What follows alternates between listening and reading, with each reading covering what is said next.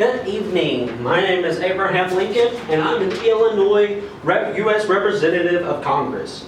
Today, I'm just talking to y'all about basically the dispute between the U.S. and Mexico about the Rio Grande and Nueces River being the international boundary between the U.S. and Mexico. So again, as I said, my name is Abraham Lincoln, and I am a U.S. representative from Illinois who supports the Rio Grande River boundary as an international boundary between the U.S. and Mexico. Today I will be discussing the controversy and southern boundary of Texas as its role in the Mexican-American War. As we all know, the U.S. recently admitted Texas as a 28th state, and the issue of the southern boundary quickly became a point of connection between the U.S. and Mexico.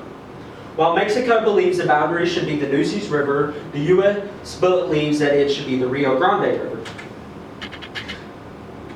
Why is this a problem? The reason why it's a problem is basically because there's really a lot of problems why the U.S. and Mexico is having a dispute over this, which we will talk about in a little bit in this later in this presentation.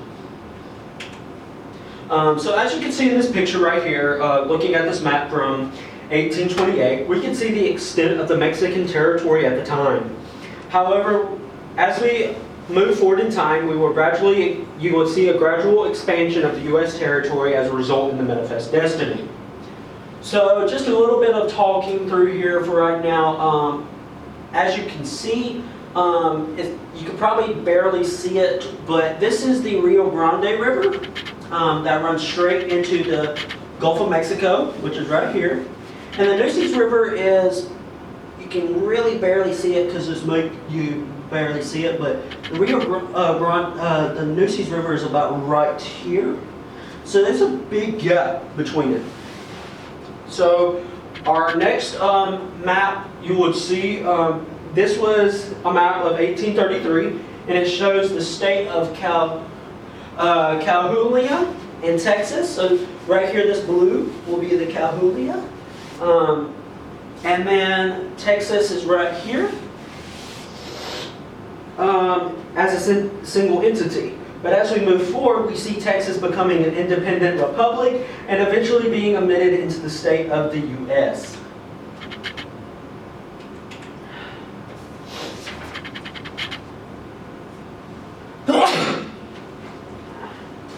So this map was a map in 1944, and it shows the extent of Texas after it's becoming a state in the U.S. And as we can see, the Rio Grande runs much further south than the Nueces River. So if you can see right here, this is the Rio Grande River, right here. It's right here. You probably can see it because the computer might be in the way. But this is the Nueces River. So as you can see, really from a bigger point of view, you can see there's a huge gap. And that's why the U.S. believes that it should be an international boundary. But why is this boundary so important to us? Well, claiming the Rio Grande River as a boundary would give us access to the port of Matamoros. Matamoros is right here. That's the port of Matamoros, right here. It's a little opening right there. Which will be a huge economic advantage for us. Additionally, we believe that the land in question rightfully belongs to us, as it was a part of the Republic of Texas before it became a state of the U.S. So we're going to go back a little bit back in time to 1835, which basically shows the territory of Texas, Coahuila, Tamu, there's another one part of it, and then you can see Texas. You can see the colony right here, the Austin's colony.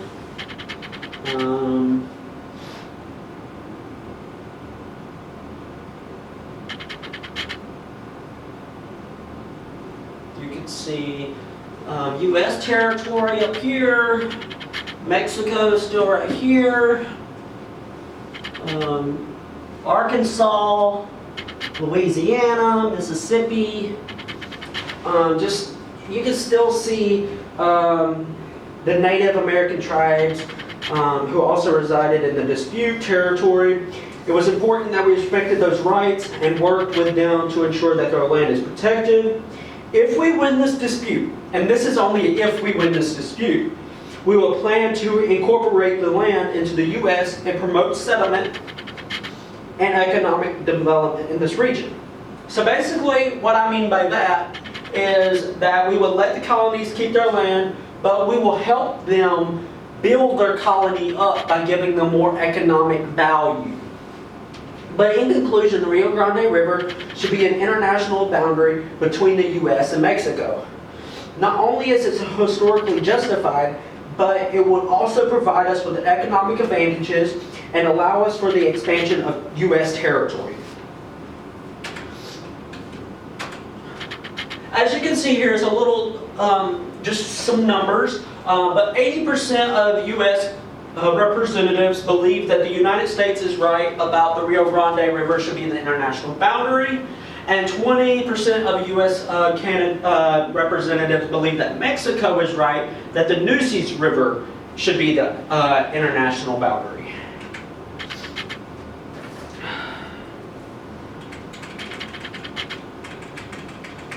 But again, my name is Abraham Lincoln, and I am a U.S. representative that lives and resides in Illinois. Today, I was just talking about the ongoing dispute over the boundary between the U.S. and Mexico, significantly regarding the southern boundary of Texas. But as you can see from the maps that I showed in the PowerPoint presentation, there were two rivers in question, the Nueces River and the Rio Grande River. The Mexican government kept on arguing that the Nueces Rivers should be the international boundary, while the U.S. argues that it should be the Rio Grande River. But as a representative of the United States, I firmly believe that the Rio Grande River should be the boundary. By claiming this boundary, we could secure access to the Gulf of Mexico, which is crucial for trade and commerce. Additionally, the land between the Nueces River and the Rio Grande River is rich in natural resources, such as oil and gas. By claiming this territory, we can strengthen our economy and secure our future. Historically, we have a strong claim to this territory. The Republic of Texas, which was an independent country before becoming a state in the U.S., claimed the land between the two rivers as part of its territory. When Texas was admitted as a state in the U.S., this claim became our claim. Furthermore, we have already established a presence in this territory, with American soldiers and settlers living and working there. Of course, we must consider the claims of Native American tribes who live in the area. As representatives of a civilized and moral nation, we have a responsibility to respect those rights and ensure their safety. However, I believe that we can do this while also claiming the Rio Grande River boundary. Again, as I said, if we win this dispute, the U.S. plans to incorporate this territory in our country and the new state. We will work to establish a government, infrastructure, economy that benefits both the new citizens and of this state and the rest of the United States. But in conclusion, the United States has a strong historically economic claim to the Rio Grande River boundary. By claiming this territory, we can secure our access to the Gulf of Mexico and strengthen our economy. We will work to ensure the safety and rights of Native American tribes in this area. And we plan to incorporate this territory into our country as a new state. Thank you for your time, and thank you for listening. If you have any more questions on the dispute, if you want to know a little bit more information, you can either contact me at my email, which is rb25008@georgiasouthern.edu, or you can contact me on my phone number at 706-498-0955. Thank you, and have a great rest of your evening.